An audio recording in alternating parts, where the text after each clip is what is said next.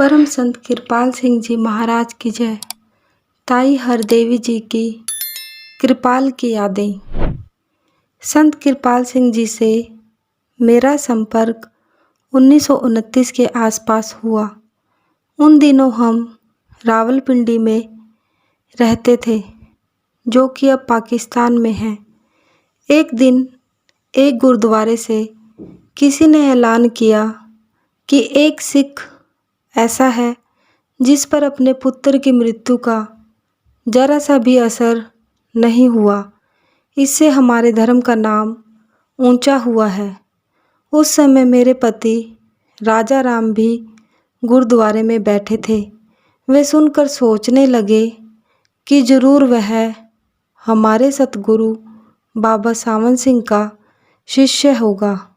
मेरे पति से यह सुनकर मेरी सास ने हमारे सारे परिवार को उस आदमी से मिलकर उसके पुत्र की मृत्यु पर शोक व्यक्त करने के लिए कहा।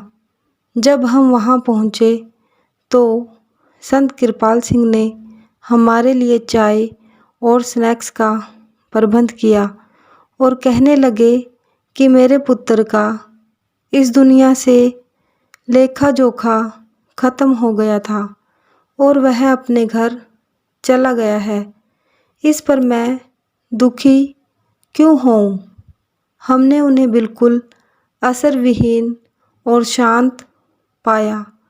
इसके बाद संत कृपाल सिंह जी का हमारे घर आना जाना शुरू हो गया और उन्होंने अपने सतगुरु के हुक्म से हमारे घर पर ही सत्संग करना शुरू कर दिया। संत कृपाल सिंह रावलपिंडी में 15 महीने रहे। इस दौरान उन्होंने सत्संगियों और सतगुरु के बीच प्यार का बंधन दृढ़ कर दिया। फिर उनकी बदली लाहौर की हो गई और 500 के करीब सत्संगी रावलपिंडी स्टेशन पर उन्हें विदायगी देने आए। परम संत कृपाल सिंह जी महाराज की जय। एक दूसरी याद में एक बार मैं और मेरे पति राजा राम ब्यास में बाबा सावन सिंह के पास गए और उन्हें रावलपिंडी आने के लिए प्रार्थना की। बाबा जी ने कहा कि जब भी आप मुझे बुलाओगे मैं आऊँगा।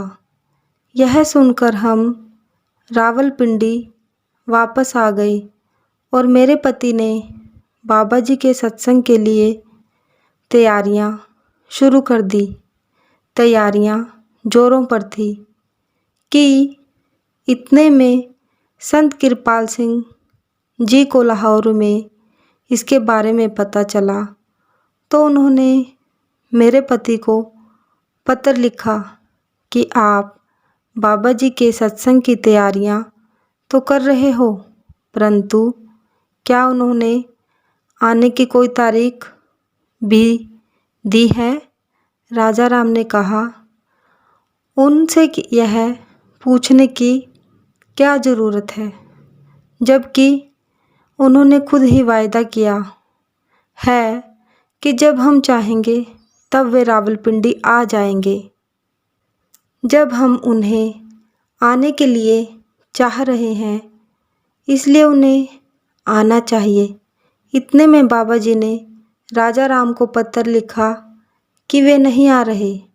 इस पर राजा राम ने सारी तैयारियां रोक दी और अपने परिवार को बाबा जी के आने तक खाना पकाने से भी रोक दिया। उन्होंने खुद अपना कमरा अंदर से चिटकनी लगाकर बंद कर लिया और परिवार को उसे डिस्टर्ब ना करने के लिए कहा।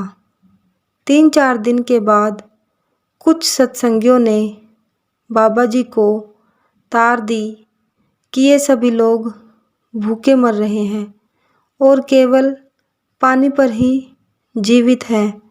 इस पर बाबा जी ने एक टेलीग्राम दी कि नानक सिंह नाम का भाई मेरा संदेश लेकर अमुक ट्रेन से फलां तारीख को पहुँचेगा।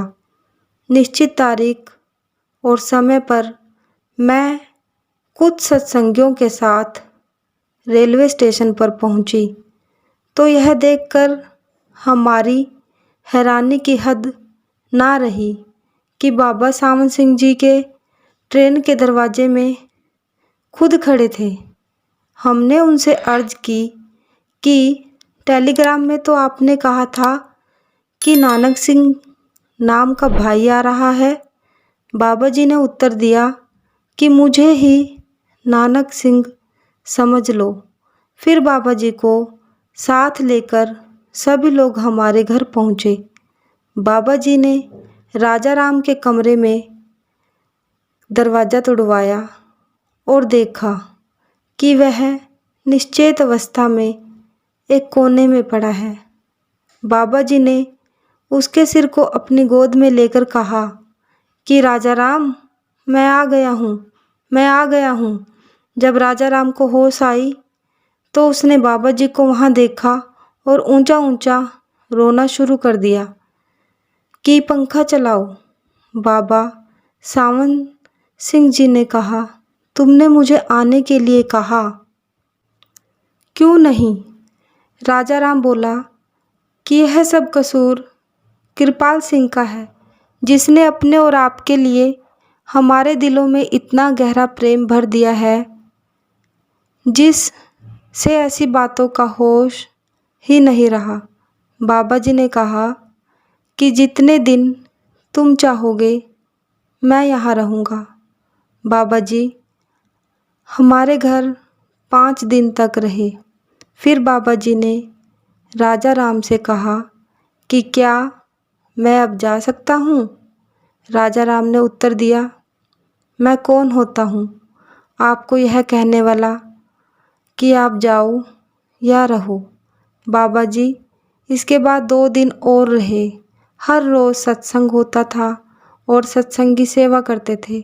बाबा जी ने कहा, शिष्य वह होता है जो गुरु के लिए अपना सब कुछ न्योछावर कर दे, और गुरु वह होता है जो देता ही देता है, लेता कुछ नहीं। बाबा जी कभी किसी से मुफ्त में पानी का एक गिलास भी नहीं पीते थे। इसलिए उन्होंने मेरे पति को वहाँ रहने के बदले में उपयुक्त पैसे दिए और मेरे पति को वे पैसे लेने ही पड़े। बाबा जी के सत्संगों का वहाँ इतना गहरा असर हुआ कि रावलपिंडी और नज़दीक के बहुत से लोगों ने नामदान ले लिया। बाबा सावन सिंह जी महाराज की जय। एक अन्य याद में मैं और मेरे पति ब्यास से वापस आते समय संत कृपाल सिंह जी को लाहौर में अक्सर मिलकर ही आते थे। एक बार हम ब्यास से आते हुए रात के 11 बजे लाहौर पहुँचे तो वहाँ संत कृपाल सिंह जी को बाबा जी की याद में कविताएं लिखते हुए आंसू बहाते पाया। कृपाल सिंह जी ने मुझे कविता देकर कहा कि यह बाबा सावन सिंह जी के सामने सुना देना। हमने संत कृपाल सिंह जी को साथ लेकर उसी समय वापस ब्यास को जाने का प्रोग्राम बनाया। ब्यास पहुंचकर हमने सारी हालत बाबा जी को बताई और वह कविता बाबा जी को सुनाई। बाबा जी ने दोनों हाथ संत कृपाल सिंह के कंधों पर रख कर कहा, कृपाल सिंह मैं तेरा हूँ, इस तरह रोना धोना बंद करो। परम संत कृपाल सिंह जी महाराज की जय। बाबा सावन सिंह जी महाराज की जय। सतगुरु तेरा ही आसरा, सतगुरु तेरा ही आसरा। धन सतगुरु, धन सतगुरु।